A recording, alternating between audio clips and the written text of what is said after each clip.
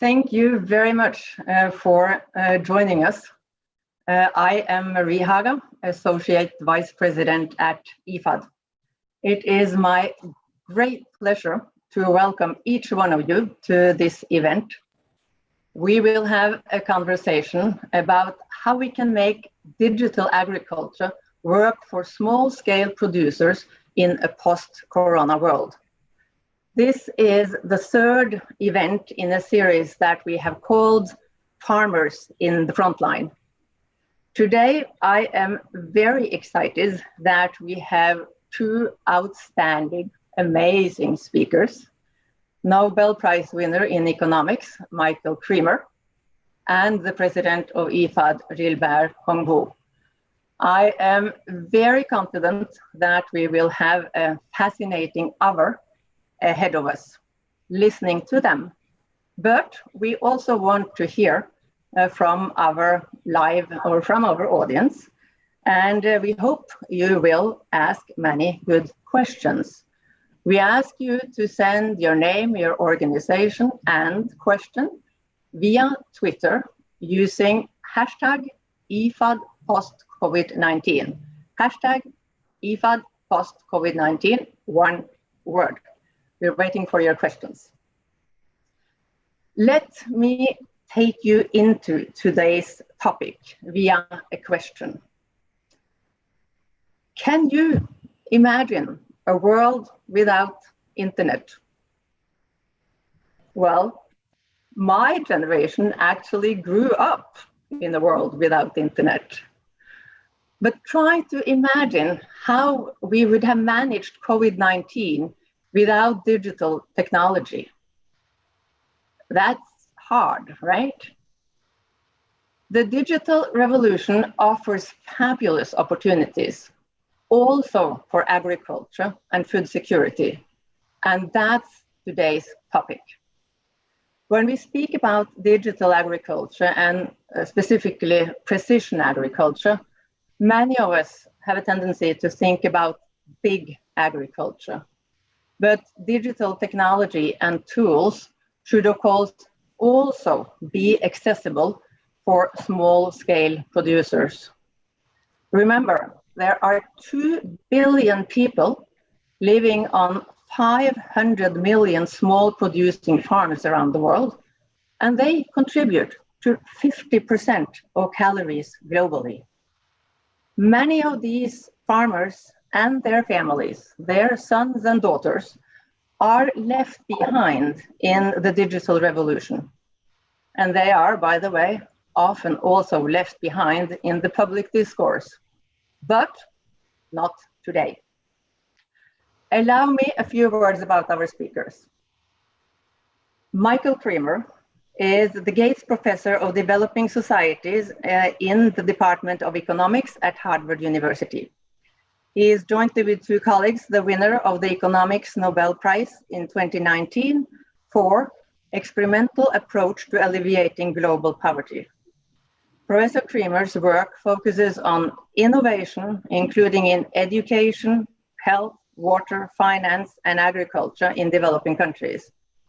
As an innovator and a social entrepreneur, Professor Kremer has impacted millions of lives around the world. It's an honor to have you with us, Mr. Kremer. Gilbert Houngbo is the president of IFAD. He is born and raised in rural Togo. He has spent more than 30 years working to improve the lives of some of the world's most vulnerable people, with extensive experience in politics, international development, diplomacy, and financial management. He served as Prime Minister of the Republic of Togo from 2008 to 2012, where he introduced economic reforms and enhanced the rule of law and civil liberties. Thank you so much, Mr. President, for being here. So much could, of course, have been said about these impressive guys, but I think we now are more than ready to hear them speak. And first, Professor Kremer, you have prepared a presentation for us. So please share your screen with us. And it is my true privilege to give you the floor. Thank you so much. Thank you very much, Marie, for the introduction. Very kind. It's really a pleasure to speak here today about digital agriculture and how to support smallholder farmers around the globe with low-cost digital tools, especially in the context of the current global pandemic. In order to reach the poorest people in the world, we need to reach farmers. So I'm very happy to be here speaking with the president of IFAD and to be with an agency that has as its mission reaching that critical population and often neglected population. To say a bit about my own interest and background in this topic, I've done research, as you noted, on a number of different topics, and typically do that research with the experimental method to try to isolate impacts. And occasionally, typically we find results that are okay, fine. Sometimes we find things are a complete failure, and sometimes we find things that really have tremendous benefit cost ratios and that look scalable. And one of the areas where that research seemed very exciting was the area of digital agriculture. And when we found these outcomes that were impressive, we decided to found an NGO called Precision Agriculture for Development. So co-founded that a few years ago. That now provides digital extension to farmers, to 3.6 million farmers in 8 countries across Africa and Asia. So that's given me experience, not just in terms of research, but at a practical level. And I wanted to share primarily the research results here as well, but also happy in the Q&A to discuss things at a practical level. But I should also wanted to disclose that I'm involved with that as I present this research. Having a bit of trouble going on to the next screen. There we go. So COVID-19 has exacerbated the many challenges that smallholder farmers face. The World Bank projects that food production in sub-Saharan Africa will contract by 2 to 7%, and that imports could decline by 13 to 25%, creating a real possibility of a food crisis, particularly in certain countries. And in these types of crises, we have to take emergency actions. Now, in some cases, those emergency actions are disconnected from opportunities for the future, or even come at the cost of opportunities for the future. When we shut down schools, for example, that may be necessary or may have been necessary, but it does come at a real cost for the future. One reason why I'm excited about digital agriculture is I think it both allows an opportunity to support farmers in the immediate crisis without face-to-face interaction, when there are limits on face-to-face interaction. But it also helps lay the groundwork for a better system for the future, in which farmers, the poorest farmers in the world, will have access, the same sorts of access to information, or at least some of the access to information that much more privileged people can have. So to provide a bit more context, 450 million poor smallholder farmers, plus their families. So it's a huge population. They're held back by many different factors. They have access to land, access to credit, but in some cases, there are productive technologies that exist and that they could potentially take advantage of. But adoption is often low. There's a big gap often between yields that are achieved in the poorest countries and those in other countries. And one reason that can contribute to that is a gap in information. And the traditional response that governments have used is in-person agricultural extension. And I think that has had a very important role. I think it will have an important role going forward. But there are some limitations. First, there's limited evidence on its impact and cost effectiveness. It tends to be fairly expensive because somebody has to go face-to-face, sometimes serving at some distance. And then in some countries, this varies, but in some countries, there are important issues of accountability for traditional agricultural extension workers. So for example, in India, only 6% of farmers had interacted with an extension officer in the previous year, and 70% distrust their recommendations. And while the best extension systems involve two-way flow of information, so governments are communicating to farmers about technology and opportunities in agriculture, but farmers are also communicating back up the chain the issues that they're facing. Often it's very difficult to make that work in practice. I think mobile phones create the potential to really transform agricultural extension and perhaps agriculture more broadly. Let me start with the potential. First, they're very low cost. They're less than 0.4 of a cent per minute for 0.4 of a cent for an SMS in Kenya, 0.7 of a cent in India for those for messages. The messages can be given in a very timely way. They can be timed to the agricultural season. They can be timed to agricultural emergencies, pest emergencies, changing weather. And this is something where farmers are increasing adoption, and mobile phone use is going up over time. And younger generations are more and more familiar with the technology and will be more familiar with more advanced technology like the internet. I also think there are technological opportunities for improvement over time. For example, we're getting better and better at remote sensing. So you can take satellite pictures and learn a lot about what's happening in agriculture. That information could be linked up with the messages sent to farmers to customize things. There are opportunities for machine learning or artificial intelligence to improve personalization of messages that go to particular farmers based on their previous interactions with the system, or based on other information, certainly their location, but in some cases, other data is available. There are opportunities for A/B testing. So just as large corporations like Google or Facebook are constantly trying different variations on their websites, on pricing strategies, there's opportunities to do A/B testing in different messages given to farmers to learn what works best. As we get more and more smartphones, that's going to open up a lot more opportunities. You can send not just text messages or voice messages to farmers, but actual video, which can be very useful in explaining new techniques. Or farmers can also communicate back. They can take photos of their crops. They can take photos of pests. Those pests could be identified via that way, and advice could be customized in that way. More generally, farmers can be a source of information. Farmers can be surveyed through mobile phones as well.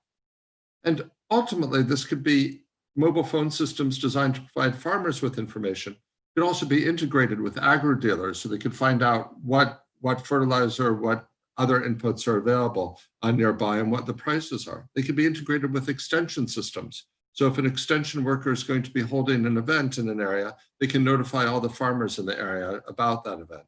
Or if they need to send out an emergency alert, or if they want to find out what challenges farmers are facing, they can ask them that. But that's the positive side. That's some of the opportunities. But I think we also have to recognize a lot of issues. Farmers are getting a lot of messages on their phones. Some of them are spam. Are they going to trust this? Do they need the information? Maybe they already have the information they need. Will they change their behavior in response to this? Are there other market failures, credit market failures that just make it impossible for the farmer to do anything, even if they have the information? This is ultimately a question that has to be answered with empirical evidence.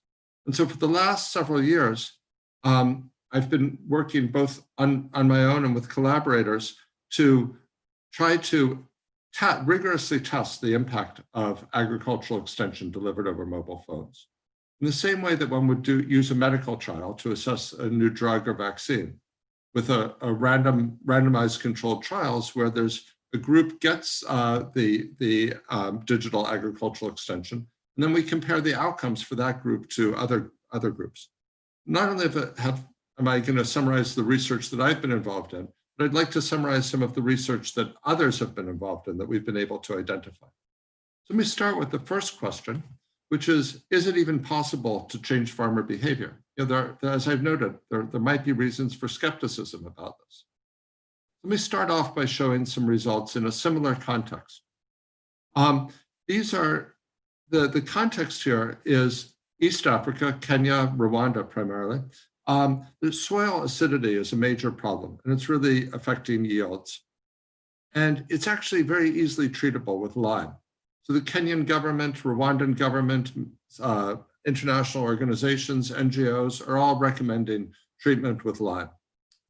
However, baseline adoption is very modest, 3 to 10%. If you look at this chart, each one of these charts represents a survey. And the small square represents the estimated effect. These are shown in terms of the ratio of adoption in the treatment group to the comparison group.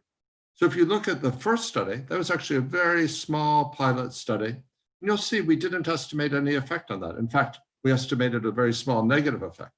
The length of the bars are the confidence intervals. So basically not significant at all in that first study. Then we continued study and we learned over time about ways to communicate with farmers. And you'll see that the effects overall are quite positive. But to get a sense of the overall effect, you want to combine the results from all of these studies. And if you look at the diamond, you'll see that says that the estimated effect is a 22% increase in adoption of lime in this case. Now, and the length of the diamond gives the confidence intervals. So if you aggregate up all these studies, you can be fairly confident of that effect. These are, I should note, these are what are called intent to treat estimates. So these are everybody that we hope to send SMS messages. Not all of those people received the messages. Not all of those people opened the messages. So don't think of this as the 22% for the farmers who adopt. Some farmers had no effect. Some farmers may have had a very much larger effect. But on average, that comes out to 22% increase. Is that small or is that large? Well, two ways to think about it. One is, I don't want to claim that this is going to by itself revolutionize agriculture. I think it can play an important role, but it's only one element. But I think another way to look at this, and I think probably the most effective way, very natural for economists, is in terms of the benefit-cost ratio. So we calculate the benefit-cost ratio by looking at the observed estimate on lime adoption, and then we used evidence from a number of trials done by agricultural experts on the impact of lime on maize yields. And then we got data on production cost and maize prices, and we factored in the cost of the program. And when you do that, you find that the benefit-cost ratio is 9-to-1. So you put in $1 in extra costs of phone calls, and you get $10 out in extra agricultural output. It's an enormously effective investment. And it's something that can be radically easily scaled up. And I should note, it's also extremely affordable. SMS messages are not very expensive.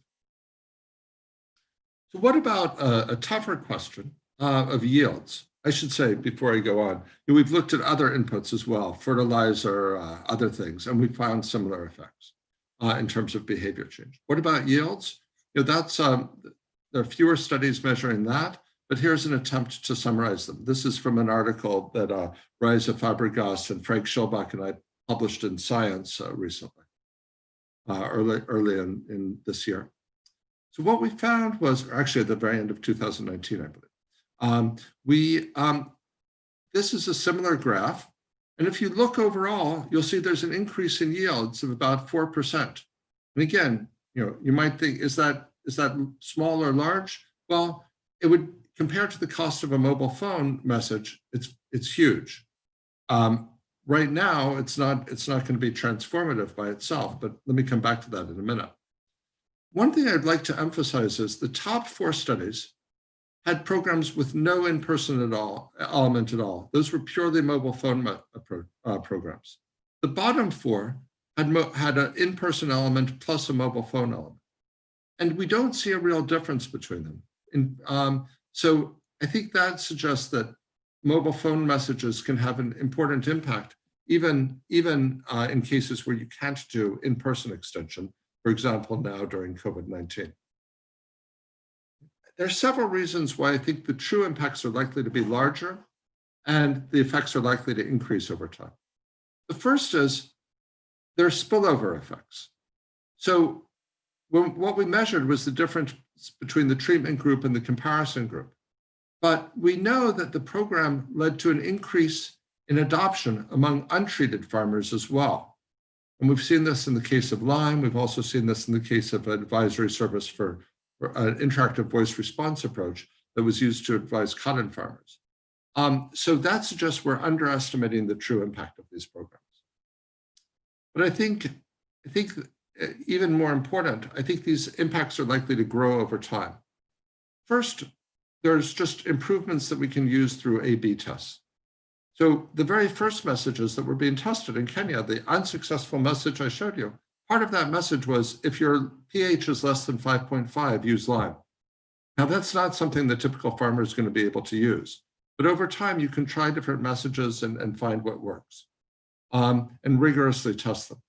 And then that can be done within a country, but then there are many lessons that we're finding in one country that can be carried over to other countries.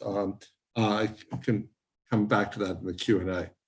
So I think that means that we can probably do better. But the other factor is, this is all with very basic technologies, SMS, and in some cases, interactive voice response technologies.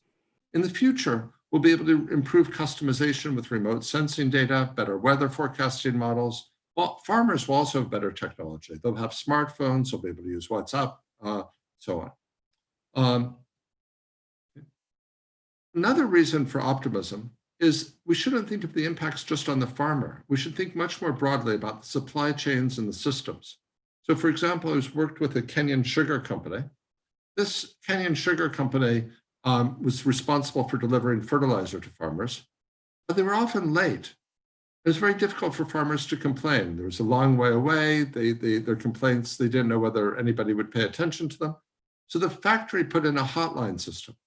And when they put in the hotline system and tried it out on a subset of their farmers, we saw a 36% reduction in failure to deliver fertilizer and a 20% reduction in late deliveries.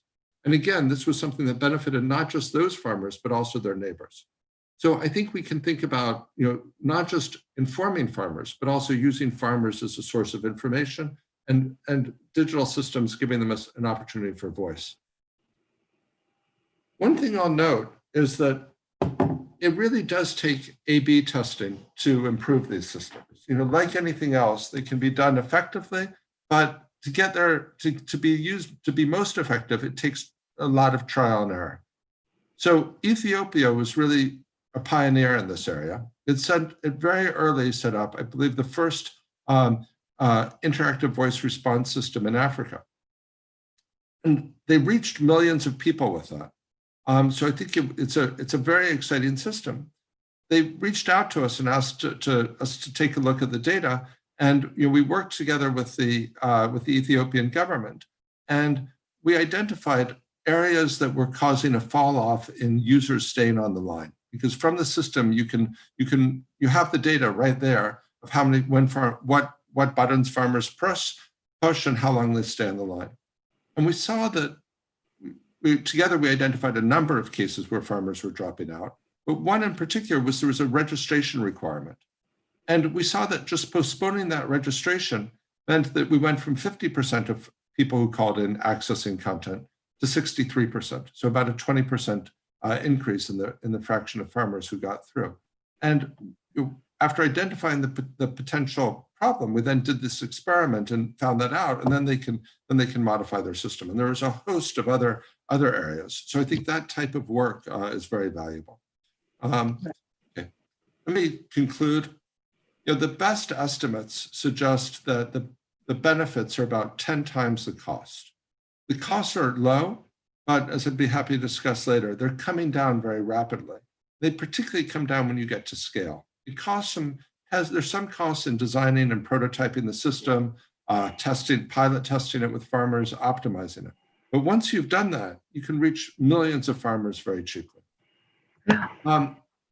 This is something that I think is very important now when farmers are isolated from traditional extension services. They're suffering market disruptions. The government needs to learn about those disruptions, needs to give farmers advice to get around those disruptions.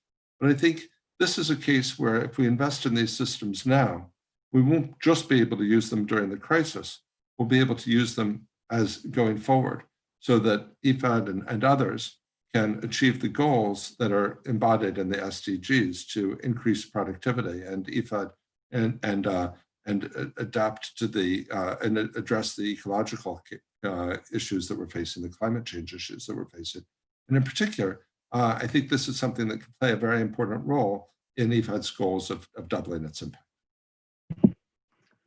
Thank you very, very much, Professor, for an exciting presentation, forward-looking and optimistic. I'll go directly to you, President Houngbo. So what would be your two main takeaways from this presentation for IFAD and the future of IFAD? Thank you so much, Marie. I just want to start by congratulating Professor Kremer for this very fascinating presentation. Some of us, at least, have been quite interested in spending time on precision agriculture, digital agriculture for some time. Yet, by following your presentation, I get even more excited and more galvanized. At the same time, asking myself, as president of IFAD, what do you do to bring to the next level, to go to the next level, bring your institution to do more or to bring the whole debate to the next level? I was also quite fascinated by, you gave so different, clear example that we're not talking about high-tech, the major complex innovation to bring that to agriculture to make it successful, particularly for the poorest of this world. We're talking about even low-tech but effective mechanism or devices or system that we could put into place and to make sure that it can help the producers. So you did mention also that we have ordered that we didn't have the time to present, for example, the weather forecasting or the remote sensing, all of those things. One thing that I draw as a conclusion, we will need, it's going to be important for IFAD or all other partners to have a better coordination with the governments so that we find ways to systematically embed the precision agriculture in our daily project, on the daily project that we execute in those in the countries that we serve. My last point, Marie, is I cannot help it by coming back to the first point that you raised when you were asking the question, can we today function without internet? On that, of course, clearly the answer is no. But my point is that I'm even asking myself, shouldn't we start thinking whether you're a small-scale producer or a medium-sized producer or a commercial agriculture producer, can we really continue working without precision agriculture? If you really want to increase the productivity, the yield, and the access to the information, lowering the food waste or loss, and etc. So clearly, it seems to me that this the subject of precision agriculture is going to be part and parcel of the future of agriculture. Over. Thank you very much for that. And then we'll discuss this now in a short and longer-term perspective. But let's look at the very short perspective, and I have also then in the short perspective want relatively short answers from you. How exactly do you think, both of you, that we can deal with the COVID crisis and benefit from digital agriculture and what is available for the time being? How can technology in this area help us dealing with the acute crisis Let me go to the professor first, and then I'll ask the same question to the president. Great, thank you. So COVID-19 has created an environment that calls for a contactless yet rapid and expansive response. Digital agriculture lends itself to that environment because it requires no face-to-face interaction, and it's capable of reaching large numbers of farmers quickly. In that way, digital agriculture is a rapid response to disruptions throughout the agricultural sector, such as disruptions in input markets, output markets, labor, financial markets. Now, facilitating the adoption will require both government and private sector partnership, including proper infrastructure for ICT solutions. But I think governments have a particularly important role to play in the short-run crisis response.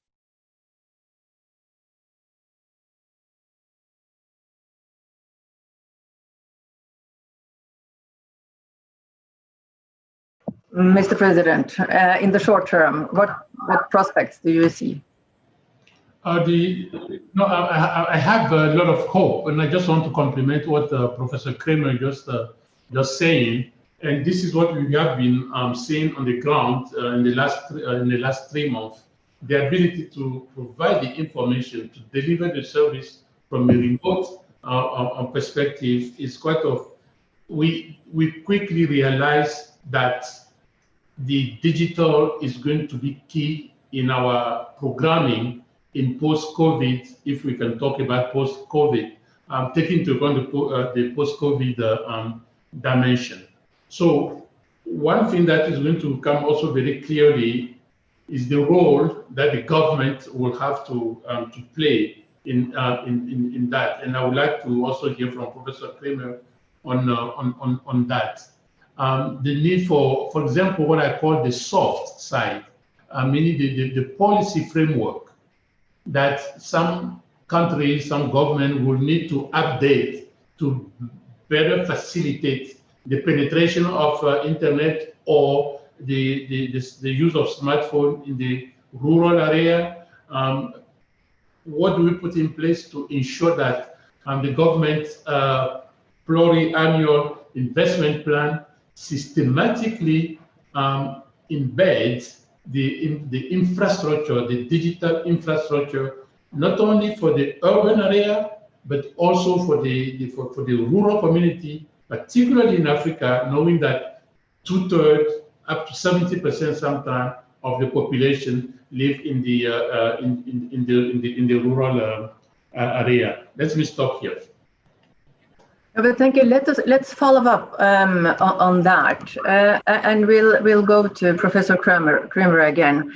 And could you say something more about what should be the role of governments on the one hand? And it's very easy to see to governments, but what should also be the role of private sector, and how can we make private sector and the public sector to work closely together to get faster to the goal that we all are after? Great, thank you. I think both governments and the private sector have a very important role to play, and I've had opportunities to work with each. So worked with governments on digital agriculture in Ethiopia, in Kenya, in Pakistan, and through PAD in India, in both at state level and also the coffee board. And I think I'll start with governments and then come to the private sector. Many governments have universal service requirements requiring the telcos to serve their entire area, including rural areas. There's also efforts to liberalize telecoms to allow more operators and to bring down costs. And obviously that requires having sufficient spectrum available, permitting trade in spectrum, and structuring this to try to maximize population welfare rather than just government revenue when auctioning spectrum. I think also governments can make sure that extension workers have smartphones and that those are programmed with agricultural advisory content or mobile apps. The and that can also help improve performance of extension workers. I think we've seen similar approaches in health with community health workers with great success. The things that the private sector can do, I'll give an example from Kenya. Kenya was facing the fall armyworm challenge, a major pest, a major threat to the main crop in Kenya. And they reached out to the private sector, to the mobile phone operator, Safaricom, and they asked Safaricom to provide airtime to try to reach some of the farmers in Kenya.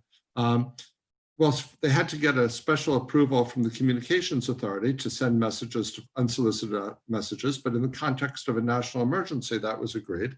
And farmers were given the opportunity to sign up, and then a Ministry of Agriculture, they could sign up to the Ministry of Agriculture Information Program, which provided initially just information on fall armyworm, starting with an emergency context, but then moved on to provide other information over time. So that's one way the private sector can play a role. And another, but also agricultural firms. So this can be, for example, the sugarcane company that I worked with. This can be dairy cooperatives. NGOs can play a role. So One Acre Fund is a large NGO that has nearly 1 million farmers that it works with in just a few countries, just a subset of its countries.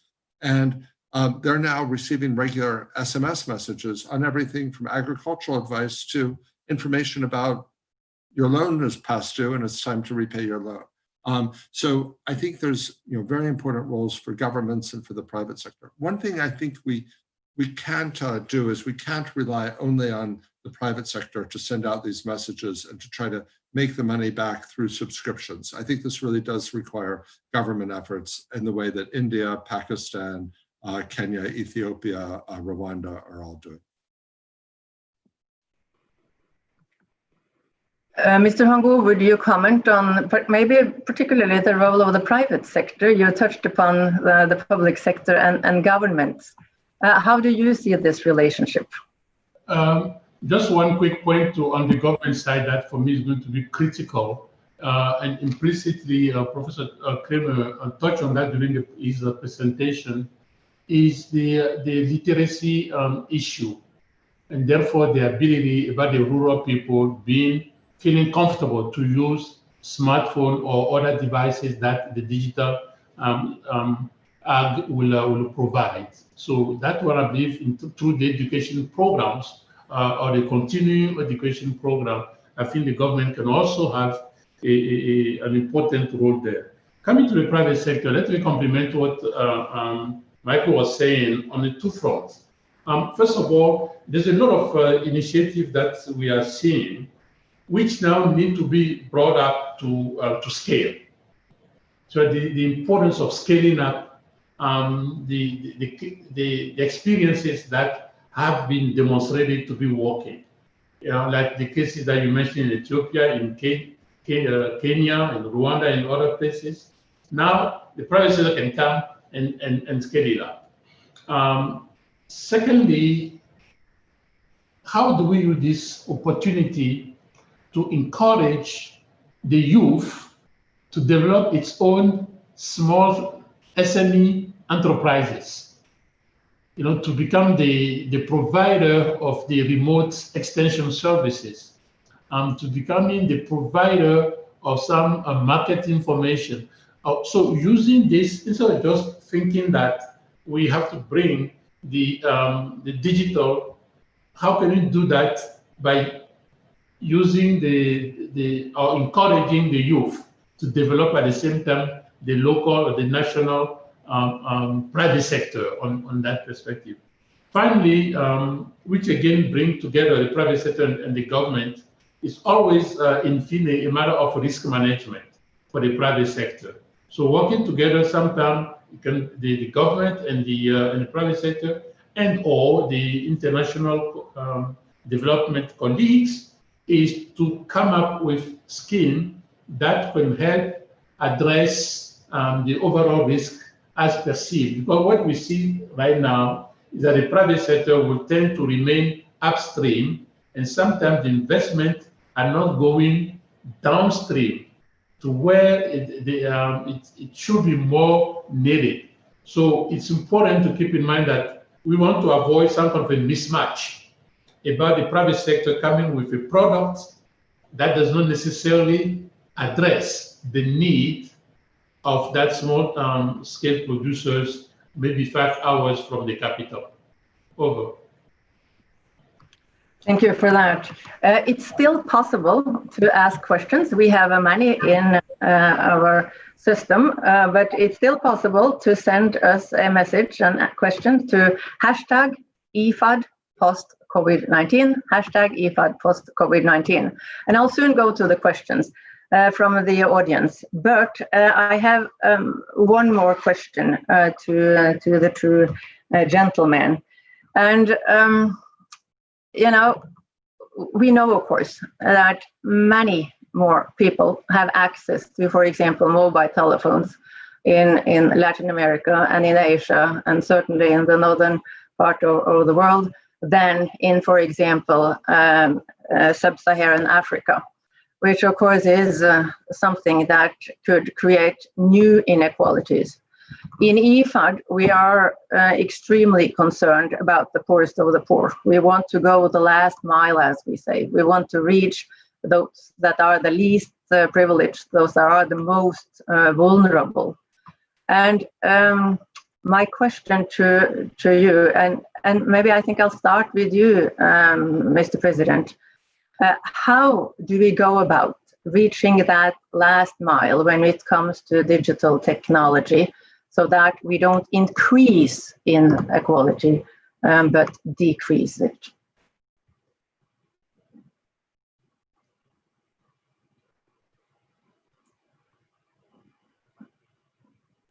Sorry, I was mute. Thank you so much. As you know very well, our raison d'etre, IFAD raison d'etre, is really to focus on that last mile, on that remote population community that are otherwise almost inaccessible. So for us, there are 2 or 3 things that I could say. One, we need a strong and almost dogmatic political will from the authorities, because you know very well that IFAD cannot go and impose its will. It has to really be coming from the communities or from the authorities, etc. So I think that political will is one dimension where we really need to work a lot with the national and local authorities. Secondly, in our programming, we need to step up some kind of a transversal approach to ensure that whatever initiative that we are taking, we embed automatically a digital approach to it. Thirdly, what I was referring to, the private sector, does also apply to us. Once there have been research like the research done by Professor Kremer, once we know that there have been some experiences that have proven to show good prospect or very good results, how then do we scale it up on one step? And another step, how do we embed it in the government national systems in a way to ensure sustainability of the initiative, so to avoid that when the project stops, the initiative also stops. Over. Could we comment to that, Professor? Yes, I think these issues are really critical of how do we scale this up and how do we embed this. And I think that's one of the some experience in this from my work with Precision Agriculture for Development, where we've worked with a number of governments. And what we find is that governments, the government ministries have the agricultural knowledge. So for example, I'll give an example from India and Pakistan. India and Pakistan, in each case, governments did soil tests to understand the soil chemistry. They took millions of samples of soil from farmers, and they wanted to convey that information back to give appropriate messages about what nutrients were lacking, what types of fertilizer were needed, what types of fertilizer were not needed in case some farmers were overusing fertilizer. Now they prepared that information, but in soil health cards, but those soil health cards were not very accessible to farmers. So most farmers couldn't understand them. And so we worked with the government very closely on a process to test understanding of that, but on a process to design new soil health cards. And then to design a mobile system so that farmers could get information on how to understand and interpret the soil health cards. And we saw a dramatic increase in the extent to which farmers could understand the information. Then the question is, once you've done that, how do you get it out to the farmers at scale? Well, here, this is where cooperation between the governments and the mobile phone company and the phone companies, the telcos, is essential. Because between them, they have the data on farmers' phone numbers, and they have the regulatory authority. And the phone companies often, cell phone capacity in rural areas is often underutilized. So the actual cost of sending out these messages is negligible. So governments and the telcos can work together to really reach millions and millions of farmers. And then that has to be embedded in a continuing system so that we see new agricultural challenges all the time. Fall armyworm, locusts, now COVID is not just a health crisis, but an agricultural crisis. And there has to be continuing ongoing system. The agriculture ministries identify the key messages that need to go out. There's an effort to test those messages in focus groups, do A/B tests on them, and then get those out to millions of farmers. And over time, we're learning how to do this better and better. And I think with a big push, we can really reach hundreds of millions of farmers. That is amazing to hear. We have, of course, a number of questions from the audience. We will take a few. President Houngbo, I have a question here from a journalist in your home country, Giovanni Honkpati. He asks, what does IFAD intend to do to support small producers so that they can have access to these technologies? Concretely, what can smallholder farmers expect from IFAD in the post-COVID-19 period? You have partly answered to this. I also have another question in the same way, and they ask, does the IFAD president envisage that IFAD 12 could be a game changer for digital extension service? We need to hear you, Mr. President. Thank you so much for those questions. Yeah, for the first question, I believe I've addressed it. You know that since the COVID outbreak, we received requests from more than 65, 70 countries asking us to repurpose our activity, and we have done that in Togo as well. Clearly, within our IFAD 12, our replenishment process that is going on between now and the end of the year, one essential point that was discussed in our formal meeting with the replenishment committee is the impact. How do we integrate? How do we embed the lesson learned and the impact of COVID-19 in the day after COVID when we start IFAD 12? So clearly, but I have to preface that already the digital was already part of our priorities. So COVID just made it even much more urgent. So we are working with a lot of colleagues, including, but not limited to, but including the Precision Agriculture and Development NGO that Professor Kremer mentioned at the beginning, to really come now and making sure that in all our projects, we systematically integrate a digital dimension. We don't want to be prescriptive because the situation varies from one country to another, but in really discussing with the countries to come in the project in the countries, how do we integrate that? But clearly the answer is going to be decisive in IFAD 12. Yeah. Thank you very much for that. And then a question here for Professor Kremer. What are the strengths weaknesses and best fit considerations of using ICT to shape the aspirations of youth toward engaging in agribusiness activities? That's a great question. You know, I've focused on the purely informational aspects of ICT, but you know, a very exciting area of research is behavioral economics.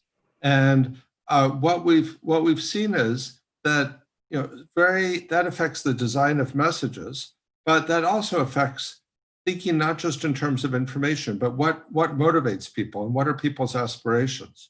And so there's fascinating research done by Stefan Durkan and others in, for example, in Ethiopia, finding that showing just a very short video to people can actually, it's really an inspirational video that shows people like them can succeed and can think of themselves as entrepreneurs, leads the formation and greater success in businesses. And I think that can be true for agro-businesses as well as other businesses. So I think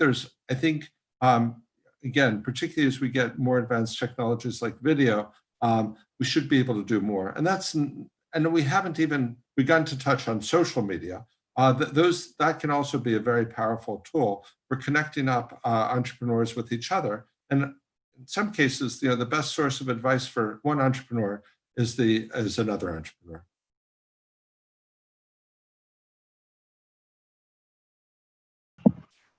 And I have another question for you, Professor Kremer. The question is, what type of investment in digital services give highest value for money in agriculture? So I think the first type of investment is just the Ministry of Agriculture sitting down together with the telephone companies, identifying what messages they want to get out to farmers, and then working with experts, with researchers, with NGOs to test and refine those messages, use the latest ideas, not just from on agriculture, but also in communication and behavioral economics, get a set of messages that work, and then send them to millions of people. That's a very basic investment. Once that investment's been done, then you can move on to other investments, like making sure that all the extension workers have smartphones, and that smartphone system is connected to the system that the basic feature phone system for the SMS and IVR messages that go to farmers. Then you can move on to the supply chains as well. So I think there's a sequence of investments. Thank you. I continue on my list of questions from the audience. And this one goes to you, Gilbert, Houngbo. And you've touched upon it, but it gives you a chance to expand on it. How can development programs be the bridge to deploy next generation technologies to least developed countries?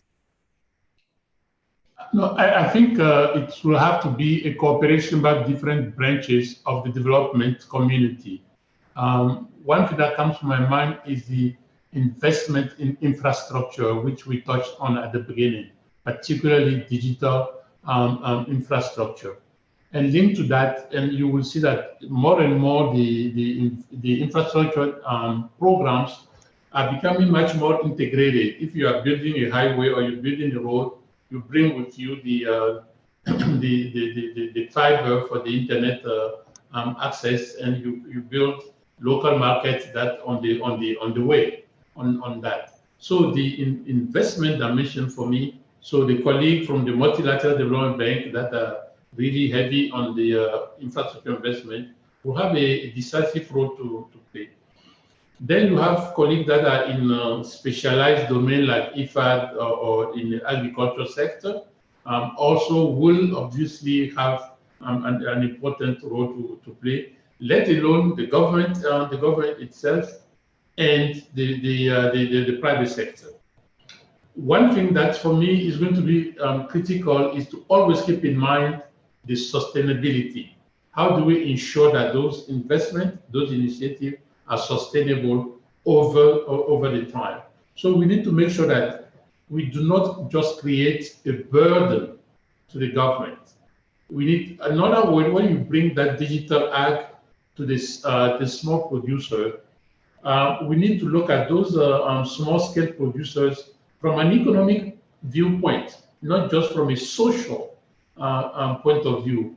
That their activity, as small as it could be, their activity will generate enough income for them that they can themselves start progressively invest to have a multiplying effect over time, so that the government in fine can go and spend the same money elsewhere, because we know also that the government are struggling on that. So you will have a different, then you have also the bilaterals, investment program that has to be integrated. That being said, it does not mean that the focus will have to be only on digital. Something that COVID is telling us is the fact that we need to step up also the fight against that gap, that delta between the have and the have-nots.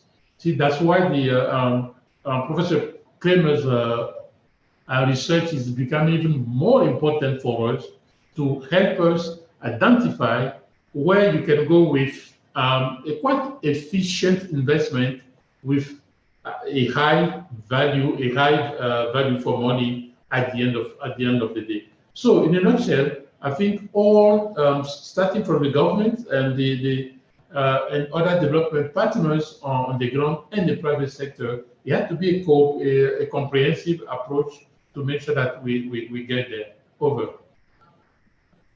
Thank you very much. We unfortunately have to close this conversation in a few minutes. We could, of course, have gone on forever, but we can't.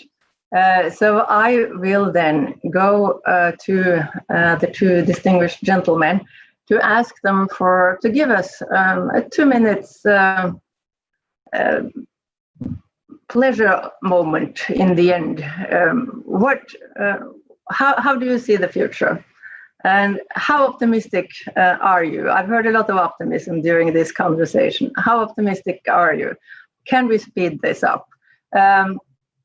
Professor Kremer, you first. Your 2 minutes. I am optimistic. We certainly face a lot of challenges. We face the challenges immediately of COVID. We face the challenges of climate change. We face the huge challenges of poverty and inequality that are very, very long-run trends.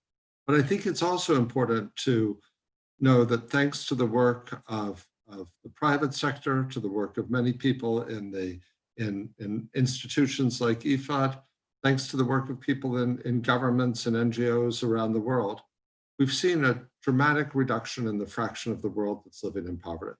And to sustain that reduction, and we're going to need progress where poor people are. And many poor people are living in rural areas. And the work that IFAD is doing is very important in addressing that. And I think if we continue to redouble our efforts in this area, we really will be able to see acceleration of progress. We're now in an environment where the technology exists, and the information can be transmitted very cheaply in ways that really can open up opportunities for farmers all over the world. And we know the farmers will take advantage of those opportunities if we can make it possible. And I think digital agriculture is an important part of that, important part of addressing the immediate crisis we have in COVID, but it's also an important part of building a path out of poverty to the point where people are important contributors to the overall economy, exactly as the president has just said. So I'm very excited about the future. Thank you very much. And over to you, President Houngbo, for your final remarks. Listen, I just want to quickly give you a short example. I was in a field visit, and on the road to, our project was about 2-3 hours from the capital. So on the road to the project, we stop in a village where you see those 2 youngsters with a small solar energy device generating enough energy to offer services for people charging their cell phone or small equipment of producing orange juice or whatever juice they were producing, and start earning their life with this. And when I look at that, I'm thinking, for me, this is the future. I do believe that, we touched a little bit also at the beginning. I do believe that the costs of the digital is going to go down, and that will make it much easier also for us to be able to bring it to that last mile. And that in itself is not a mission for us. Is more than a mission. Is a call, and we have no other choice than continue in that direction. And also thanks to all the work that the researchers are doing, including Professor Kremer and his team, and that also will help us, and my last point, to be able to target where we can get the highest value of our investment, our value for money. Thank you so much, Marie.